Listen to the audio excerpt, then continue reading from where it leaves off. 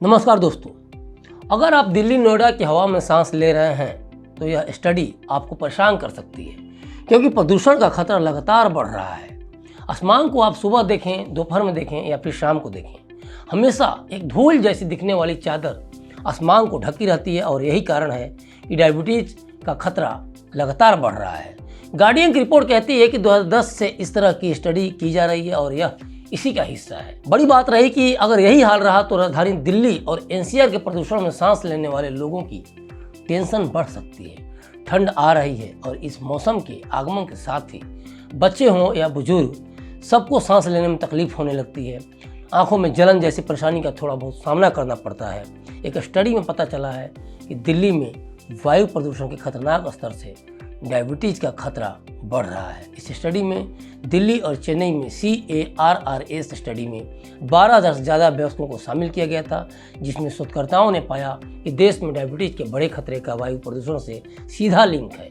जानकारी के लिए बता दूं कि इस तरह के पहले संकेत नहीं मिले थे, लेकिन इस स्टडी से जो निकल कर आ रहा है उसने लोगों की चिंता बढ़ा दी है। इसके मुताबिक अगर लंबे समय तक कोई PM 2.5 वाले प्रदूषण के कणों के संपर्क में रहता है तो ब्लड शुगर लेवल ज़्यादा हो सकता है और इससे टाइप 2 डायबिटीज होने का रिस्क बढ़ जाता है। एक अनुमान के मुताबिक 2019 में भारत में 7.7 करोड़ वयस्क डायबिटीज से पीड़ित थे। अब जिस तरह से ये स्टडी सामने आ रही है वो आने वाले समय में वायु प्रदूषण के कारण बढ़ने वाले संकट की तरफ इशारा कर रहा है। हालांकि हम ये नहीं कहते कि सिर्फ इसी कारण से डायबिटीज की संभावना बन रही है, बल्कि आप जानते हैं कि डायबिटीज एक जटिल मेटाबॉलिक डिसऑर्डर है जिसके होने या न होने की कई संभावनाएं हैं। कई कॉज होते हैं, लेकिन स्टडी बताती है कि शहरी इलाकों में रहने वाले लोगों के लिए वायु प्रदूषण इसका एक बड़ा फैक्टर बन चुका है।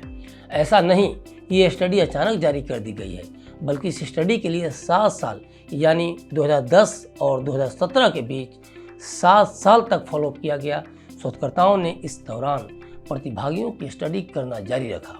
उनका ब्लड शुगर लेवल भी मापा गया। ध्यान देने वाली बात यह है कि यह स्टडी ऐसे समय में आई है जब दिल्ली और इसके आसपास के शहरों में प्रदूषण वाली धुंध लगातार देखी जा रही है। रात में तापमान में गिरावट और हवा नहीं चलने से दिल्ली की हवा बेहद खराब श्रेणी में बनी हुई है। शहर के कई इलाकों में AQI 400 के पार चला गया है। अस्थमा या सांस संबंधी बीमारियों से पहले ही ग्रसित लोगों की हॉस्पिटल में संख्या बढ़ने लगी थी। चिंता की बात है कि ज़्यादा खतरनाक इलाकों में PM 2.5 यानी सूक्ष्म कण सांस लेने पर श्वसन प्रणाली में अंदर तक प्रवेश कर सकते हैं और श्वसन संबंधी समस्याएं पैदा कर सकते हैं। भारत में बच्चों में एनीमिया, गंभीर श्वसन संक्रमण और जन्म के समय कम वजन का खतरा बढ़ गया है और इसके पीछे मुख्य कारण है प्रदूषण के सूक्ष्म कण यानी PM 2.5 का संपर्क में आना। यह जानकारी नेचर कम्युनिकेशंस जर्नल में प्रकाशित एक अध्ययन में दी गई।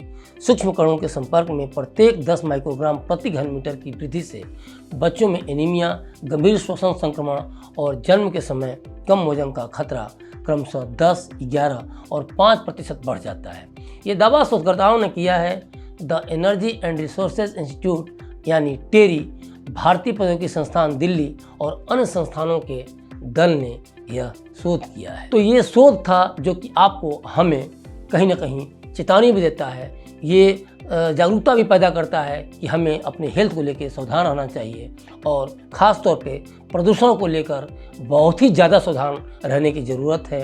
अभी तक के लिए इतना ही। मुझे दीजिए इजाज़त और बने रहिए क्लिक इंडिया के साथ। शुक्रिया।